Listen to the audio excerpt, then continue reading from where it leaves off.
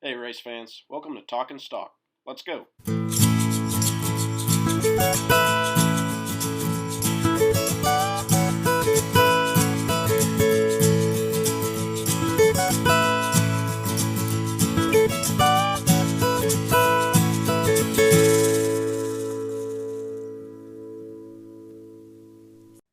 Hey, everybody. Welcome back to episode number 3 of Talking Stock. I'm here with my co-host, Trey. How you doing, Trey? Doing great today after this past weekend. Very excited. Yeah, I am as well. Pretty good week for the podcast. As you know me, I'm Kyle, a Denny Hamlin fan. Unfortunately, second place to our dear friends over at the 8 group with RCR. And very unfortunately, my co-host here is a fan of the 8. So, Trey, how we feeling? A dominant win from the 8 of Kyle Busch. Yes, third win of the year for RCR, matching our win total from the previous 2 years. Awesome feeling. Dominating fashion, stage points, stage win, first one for us in the 8 this year with RCR. Couldn't be more excited to get 59 of 60 possible points. That was huge. It brought us up to 7th in the standings. Now we're up to 16 playoff points. Yeah, couldn't be happier from start to finish. Started on the pole, ended in first. So very excited. Absolutely no doubt about that. Kyle Busch was an absolute rock star on Sunday. They did a fantastic job. Really rocked it out, just like our friends over at Novus. If you heard that song on the intro, they're the guys behind it. They do a good job. They've got some shows coming up, some shirts in the link. I do encourage you to go check them out. But to get back to me, unfortunately, like I said, second place. First loser. First loser is no doubt about it. I wasn't happy about it from my perspective. I was happy for Trey because of the content that he was going to be able to enjoy this week on the podcast. But I thought that they had a shot at it. The money stop, as they call it, great stop from the 11 crew, which is typically not the case. But just a pro move by Kyle Busch. For those that can picture the race, I'm probably going to struggle to describe it exactly right. But if you can imagine Danny Hamlin on the inside lane, Kyle Larson up top in the outside lane, and then behind him, the 8 of Kyle Busch get on the restart. Larson was hanging tough on 2 tires, and then just a brilliant move, veteran move from the 2-time Cup champion of Kyle Busch. Shoves Larson in front of Denny, slows him up, kills all his momentum, and next thing you know, was it a 3-Chi car this week? Was it the 3-Chi? It was the 3-Chi car. The 3-Chi car blows by, makes Denny Hamlin look like he's stoned, just sitting there lethargic, and he just never got that position back. That 3-Chi was really something. They really just flew all week on, starting from qualifying. I mean, it was clear that they had a great car. Other cars, they looked okay, but nothing was quite like the 8 this week. Unfortunately, I'm not sure that going forward, people are going to really have too much of an argument to say that Kyle Busch is not one of the greatest NASCAR drivers of all time. Done with 2 teams now. I know. With 2 teams, it's just 3 friggin' wins on this year already. The last couple, it really makes me question what was going on with Gibbs last year in that 18 group, really the last 2 years, because they just didn't have great speed. I don't know if it was crew chief issues. I really don't think it was anything with the coach or the teammates. Everybody seems to speak really highly of Kyle in departure. But, man, there's still some really good stuff in the tank there. Obviously, I believe he's only 36. Yep. He could realistically race for 7 more years plus, to be even just a little bit generous. I mean, he could. Harvick's what, 46? And so that's 10 years from now. 10 years from now. I mean, Kyle, he's just the greatest, really, of the last 10 years for sure. And I think he's going to be a threat all year long. Other than that, though, a pretty average race. I mean, Kyle, like we said, did dominate it. Every once in a while, you're going to get that. We hinted at it last week during the podcast. This was going to be a quote filler race. Anybody that's a Gateway fan, I hope that you forgive us, but I think the race kind of backed us up. It was very hard to pass. It was 2 by 2 by 2 by 2 by 2 the whole time for the most part. Yep. And it was just an average race. I think we saw some interesting strategies throughout, different cars taking 2 tires as opposed to 4 to try and make up that track position. But it didn't necessarily work out except for a couple guys throughout the day. But that's just a product of not being able to pass on this track. We saw cars with speed, but you couldn't move through the pack very much. So exactly as we predicted last week, a very mediocre race to put it nicely. Yeah, an odd track overall. But I liked it. I mean, there's been worse races for sure. I mean, what I didn't like was the time, honestly. If the time didn't drag on, I don't think people would have as negative an opinion of the race as they do. But it really wasn't fantastic racing. But up in the front, it was pretty good. You know, there was some challenging passes. It was hard to get clear. But as far as the passing, it wasn't really there towards the back of the pack. But as far as it getting kind of exciting in the middle of the pack, it definitely did with Austin Cindric and Austin Dillon and Austin Violence. Dillon getting out of the car and claiming it was exactly like what happened to Denny and exactly what happened to Kyle Larson over the obviously last couple of weeks with Chase and Denny and last year with Kyle and Bubba Wallace. I do not see it that way, Chase. I'm sorry, Trey, what do you think? I don't see it that way at all. I don't know what Austin was thinking. I understand he's frustrated. You know, you wreck out of the race, had an okay car throughout the day. But Austin Cindric just followed his line. There might have been some aggressiveness from Cindric there, but I saw it as Austin Dillon coming up into him. Unfortunate for that 3 team, but nothing like what we saw with Kyle and Bubba last year and Chase and Denny a few weeks ago. Yeah, I'd have to agree with that. For me, the biggest thing, and I think to this point, we're recording this in the evening on Wednesday. Pod will release on Thursday as usual. There hasn't been any penalty to Austin Cindric to this point, and I think that will back up what I'm saying.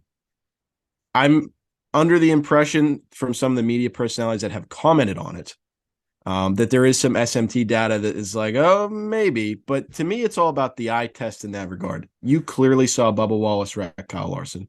And to me, there will be Chase Elliott fans that disagree, but you guys are sometimes in Looney Town. Like you can visually see it.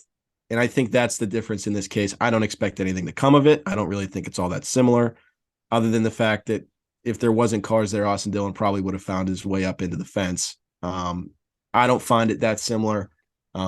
Certainly some fireworks between the two that makes for good talking points, but nothing quite like the explosions happening with our rotors. What do you think about that, Trey? I think that's a product of long straightaways, tight turns, and then some red flags throughout the day. We had the lightning delay early, a couple crashes late with I believe it was Noah Gragson that brought out one of the red flags. So those brakes cooling down a little bit there.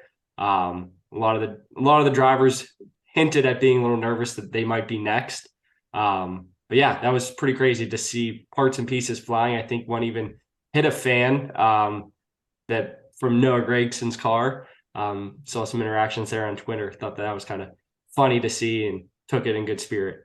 Yeah, definitely. Noah's a good dude, making good on it. I think he offered to DM him, compensate him a little bit for it. I think in a non so serious manner.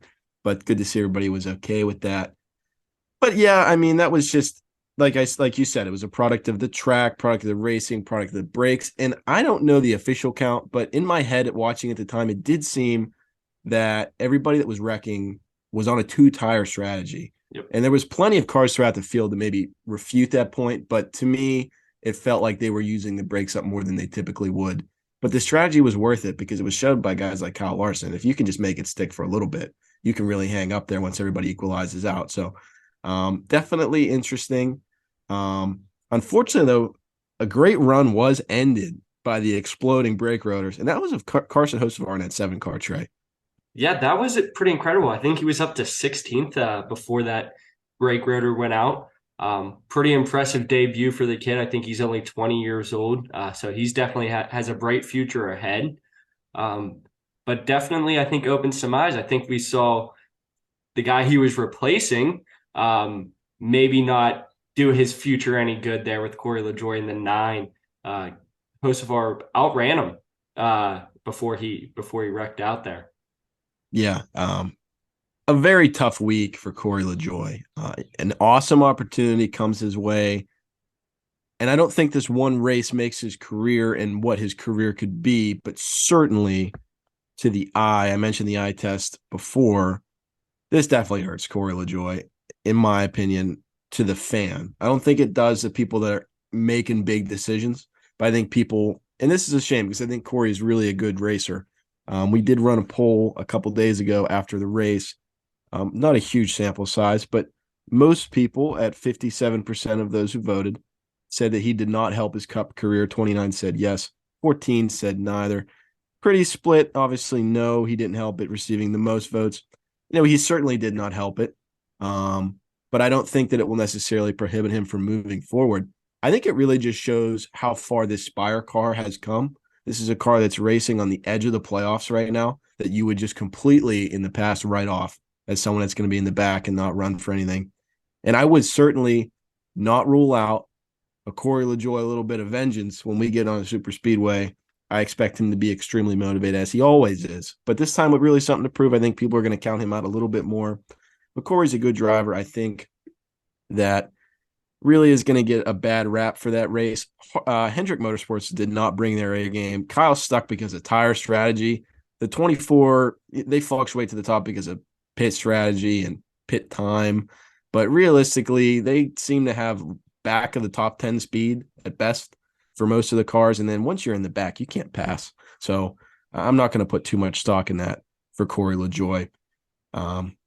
But going forward, I would like to see Corey in another ride like that. It would certainly be an opportunity for him to prove himself on a bigger stage for sure. Yeah, I definitely agree with that. I think that Corey has a lot of skill. We've seen it in the 7. One bad week, even though it's in better equipment, one bad week I don't think should define a career. So it's hopeful to see maybe him get a little bit better opportunity moving forward. Yeah, definitely. Like I mentioned several times, Corey LaJoie is an underrated driver, and I think he could show that over time because NASCAR is always, an overtime sport where you see guys really develop and flourish.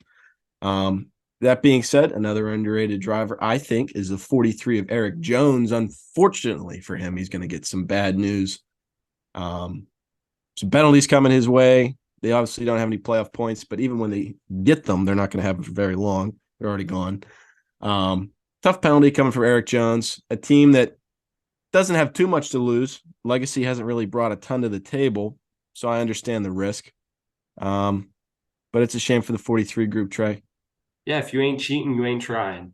I think that every team, every car, they're pushing it to the limits. I'm not going to say that every team is going over the limits like the 43 team did this week. But every team's going to find every advantage that they can to try and get a win, try and make up some speed. As you hinted at, the 43, the 42, that whole Legacy Motor Club team hasn't had great success this year. So maybe trying something out and maybe sneak one by the inspectors and maybe pull one out and really propel that club forward. Yeah, I'd agree with that.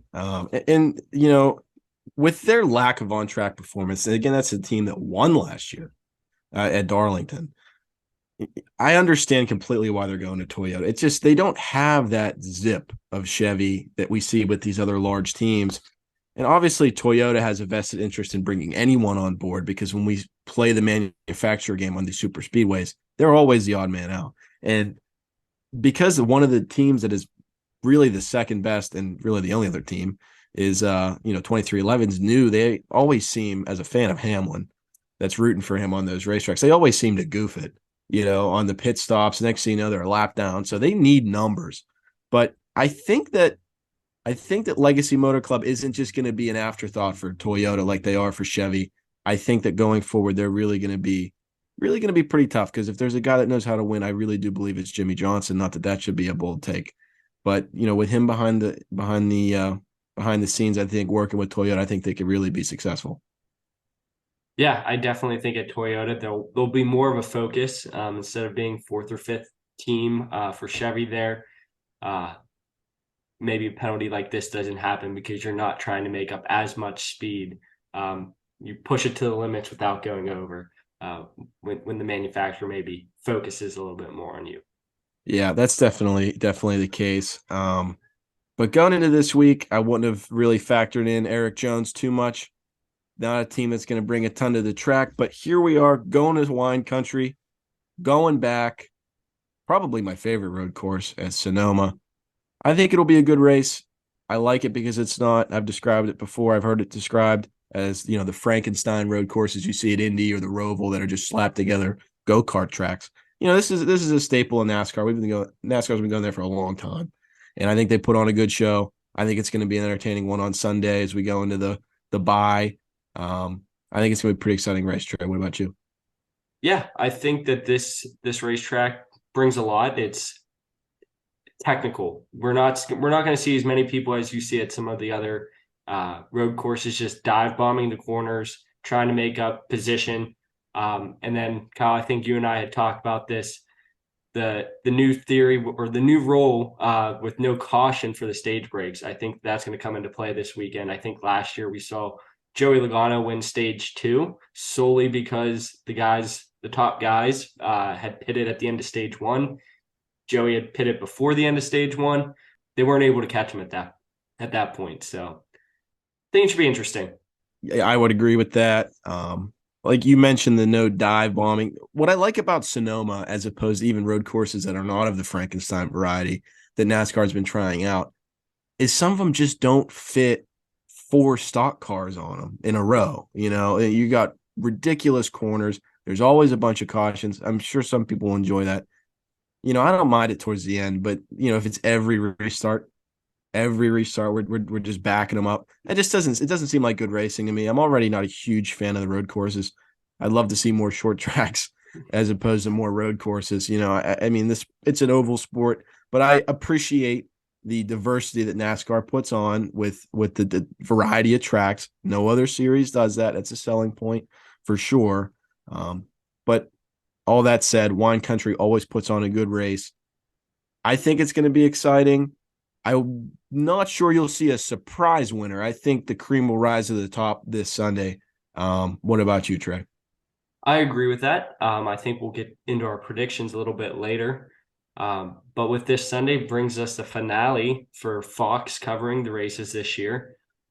Curious to hear your thoughts. I think that this is an exciting time to move into NBC for some.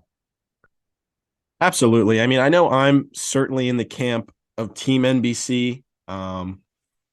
They just, to me, put on a more technically enjoyable show. I feel like they really make it sound and articulate, as opposed to, I think that Fox focuses a little bit too much on, being a bunch of yokels that are driving around at 180 miles an hour, which sometimes it's fun to be the party crashers, and it's, we'll fight, I mean, I like that, but I think sometimes Fox isn't as serious as they need to be. Because like, if you listen to F1, how exciting, like they make even qualifying sound. But I mean, if you actually watched F1 instead of just being someone that got on board because of a Netflix show, you'd be like, this racing stinks, but they sell it really well. I don't think that NASCAR needs to be sold, at a rate that out merits the product. But I just think with Rick Allen, there's really a lot of gravitas with him. Not that there's any problem with Mike Joy. I think Mike Joy is great. But the problem is every time Mike Joy seems to be building towards something, you get cousin Clint, who I like, but there's just no flow in that booth. You get him cutting Mike off, and they're always flashing the weird camera angles. They're talking about it being 3 wide in the back, and you're watching Todd Gilliland pit for some reason. I can't figure it out with the Fox coverage. It just is so spotty. I don't know. I'm definitely Team NBC. Where are you at on that, Trey? I'm in the same boat. I think Fox has gotten better as the year has gone on. I think that early on, there was a lot of times where you would see that, like, talking about something and showing something completely different, or starting to talk about something, the most exciting thing we've seen all day, 3 or 4 wide heading into the turn, and we're going to commercial. We'll see you back here in 5 minutes. And when you get back, it's under yellow because that 4 wide turned into, yeah, you can't really go 4 wide here. Whereas I feel like when I watch NBC, you don't have as much as that. They're able to time those commercial breaks that you have to take, but they're able to time those a lot better and put on a better product for us fans. Yeah, there's no doubt about that. And I think a major problem that Fox has that really isn't of their own, it's not their fault. Um, after DW, they had to figure it out. They end up getting Gordon, he was very good in the booth. And I like them having the more character side of Clint. A lot of people write off Clint as just being, the funny guy. But if you listen to Clint, he really does a good job explaining something like a restart. He really relates it well. But like I said, they always like someone's cutting each other off because there's a guy that's in the booth on a rotator every week. I think that once they get some continuity and it's Boyer and Harvick and Mike Joy, next year will be better. But this hodgepodge this year that they've been putting together, and really the last 2 years, some guys are good. Like Tony's been good. I didn't think Michael was bad this last weekend, but like there's just no flow. That's where the NBC team has them. Junior and Burton, Rick Allen, Letarte, they all seem to really blend together. They have like the perfect amount of differing perspectives and opinions that they express things and give a complete angle on something. It's not just, oh, I think this is the right strategy. You know what? I think that's a good idea. They'll debate. I mean, I feel like sometimes you're like listening to Burton and Junior, and it's like they're really kind of getting into it here. No one's paying attention, but they're really kind of arguing. So I'm excited for it to go to NBC. It's going to be a good time once they get to that point in the second half of the season. But I think it's the perfect time to kind of pause, set ourselves some goals for how the rest of the season is going to go. It's really been a fast 15 weeks. So I think what we'll do right now is kind of put pen to paper, see where we stack up at the end of the year and say, hey, this is my championship 4. And then who's a surprise late run? So Trey, I'll let you go first. Your championship 4 as we sit here June the 7th. Yeah. So obviously, I'm going to have to go with my guy, Kyle Busch, with 3 wins on the year. I definitely see him taking RCR to that championship 4, as well as Willie B. Definitely had a lot of speed this year, 3 wins, put up good performances week after week. So he'll be there, as well as last week's winner of the Coke 600, Ryan Blaney. I think he's starting to pick up, and he's the points leader right now. So with the win, I see him making a deep run and getting himself to the championship 4. And how can you forget about the 5 of Kyle Larson? I think he's always going to be a contender. He'll be a contender until he retires. So I see him in the championship 4. I think that's pretty good. I'm very, very bullish on Kyle Busch. I'm not going to put him in my championship 4, and I'll tell you why. And the reason is they've been so feast or famine. And then a counter argument to that could be certainly Kyle Larson. But I just believe a little bit more in Hendrick when it comes down to winning a must-win race than I do RCR. And I wouldn't be surprised to see Larson win at a track just because they're going to give him a rocket ship, even somewhere he might not be particularly comfortable at, which isn't often with how good of a driver he is. If we were doing championship 5, I think I'd put Kyle Busch in. But I think that they're going to be good for a long run for sure. But I don't know if I think maybe next year they could realistically win because Kyle, people oversell how old he is. He's still a young guy, and I think he will win at RCR at some point. But as for my championship 4, pretty similar. I got 2 of the Hendrick boys. I've got Willie B and Kyle Larson. They've been probably the best cars, even though Kyle's been a little inconsistent. On a given week, you could just predict one of those 2 to win, and you have a good shot, it feels like, through this point of the season. I like Denny Hamlin. I think he's the best Gibbs car. He'd be 3rd in points minus that ridiculous podcast penalty that he got for telling everybody how he wrecked Ross Chastain. But self-inflicted wounds. That team's still been successful. I think they're getting better on pit road, which has been their biggest problem the last couple of years. I think they win another time or 2 before the season's up. I think they definitely make the run as far as the Toyotas are concerned. And then in his final season, forever, I will say Kevin Harvick makes the championship 4. They've been pretty good. They always are running up front, even at tracks that Kevin hasn't really been that great at. Even the road course earlier in the year, he had a pretty good run. I'm not really remembering where he finished, but they were up there where it seems like the last couple of years they haven't been super competitive. But I think that's the championship 4. It's going to be exciting to watch it develop. I know there's been so much competition this year. Yeah, I think that all of those are good predictions. especially the 4 there of Kevin Harvick. They don't call him the closer for nothing. I think in his final season, definitely could see him making a run. So speaking of predictions, though, I think we have a couple predictions from last week in St. Louis. If you want to run through those and where we stand on our point system for the year. Yeah, definitely. So as we outlined in the last show, if you haven't listened to it, certainly give it a listen. But basically, the long and short of it is if you pick the race winner, you get 5 points, and then you have 2 more guys to finish in the top 10. I'm sorry, in the top 5. So if you picked Kyle Larson last week to win, and you got 2 more guys to finish in the top 5. So you could get points for Kyle Larson winning, and then a point for everyone else that finished in the top 5, including your winner. So you could get potential of 6 points for the winner, and then 1 more point for additional that you got. So both of us did not pick the winner. Unfortunately, anyone I pick seems to go scorching and flaming into the wall. Trey, you had Kyle, which was, probably the third best pick, second best pick. I picked the wrong Kyle. Wrong Kyle, yeah, wrong Kyle. But it ends up being Kyle Busch that wins the race. But Trey, I will say that you have beaten me soundly through the first couple weeks, just like Trey beat me on Sunday. Trey, you had Larson, Busch, and Logano, so you swept the top 5, but unfortunately you didn't pick the right winner, so that was 3 points. I had Reddick, Bell, and Blaney. Blaney, man, this is twice the bridesmaid for me in the race, in the points. Blaney finishes 6th. Reddick went into the wall, and Bell did not have a super good day like I thought he might. So I got 0 points for the second week in a row, and the season standings now read 4-0 Trey. But when I pick the race winner this week, I will be in the lead 5-4. I hope. So who do you have as your race winner this week, Kyle? That's a good point. I think I got a good one. Certainly the odds-on favorite, Kyle Larson. I think the 5-car wins this week. They've been really good on Sonoma. Kyle Larson's home track. I think that this year mirrors 2021 for them in a number of ways when they did win in wine country. So I'm going to go with Kyle Larson.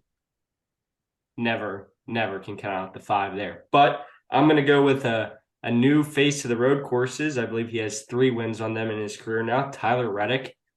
See him taking this one home this weekend. Yeah, definitely. Definitely not a bad pick there. I was there for the Indy road course last year where Tyler won. All of a sudden, he's just a road course ace. Kind of an unconventional driving style from Tyler Reddick. But, man, he's really proven to be a series contender at the Cup Series. And I don't think that that's a bad pick. I think that he has a really good shot at it. Also a California native, Tyler Reddick. And as we outlined, you get 3 shots at the top 5. One of them is going to be Kyle Larson for me, but I'm going to go with a Hendrick sweep for my other 2 picks. I'm going to go with Chase Elliott and William Byron. Willie B finished 10th there or 9th last year or something like that. I think he runs well. They've been solid all year. Pitt will probably matter with the limited caution, so I think that they finish up front. But Chase Elliott, he mentioned wanting to get into a groove in his interview this week. He has certainly not been in one, but I think after coming off the suspension that I'm sure he's not happy about, I don't think that his current season has made him very happy in general. So I think he has a shot to maybe even win this thing. I think he's going to be extremely motivated behind that 9. He knows how to get it done on the road course. So I'm going to go with a Hendrick sweep for my 3 of 5, Kyle, Chase, and Byron. Good picks there, Kyle. On top of Tyler Reddick, my top 5, I think, is going to consist of Daniel Suarez and AJ Allmendinger. 2 guys that we've seen run very well at road courses. Suarez won this race last year. So I'm expecting good days for both of them. Yeah. Can never really count out the dinger either on the road course. I'm pretty sure I saw that Kyle and the dinger are in the Xfinity race, Kyle Larson, I mean. And I saw somebody quote that tweet and say, "Oh, good to see Kyle and AJ showing up to ruin another Xfinity road course race." So some extra track time for them. I would expect both of them to run very well this weekend. But other than that, I think it's going to be an exciting race weekend. Like I said, I wouldn't expect a surprise winner. I would expect it to be one of the Chevys, honestly. I like Kyle Larson, as I said. I think it'll be a good weekend. It'll be a good time to go into the bye. I think we got some cool stuff cooking up for you in next week's show, so please stay tuned for that. But as we go into the weekend, please enjoy Sonoma. Thank you for tuning in. Make sure you follow us at Talkin' Stock Pod on Twitter. Check us out. Give us some ratings. Give us some feedback. Don't be afraid to use the hashtag Talkin' Stock when you tag us on Twitter and let us know where you're rooting from, who you're rooting for. And with that, enjoy the race weekend, guys. Thanks for tuning in.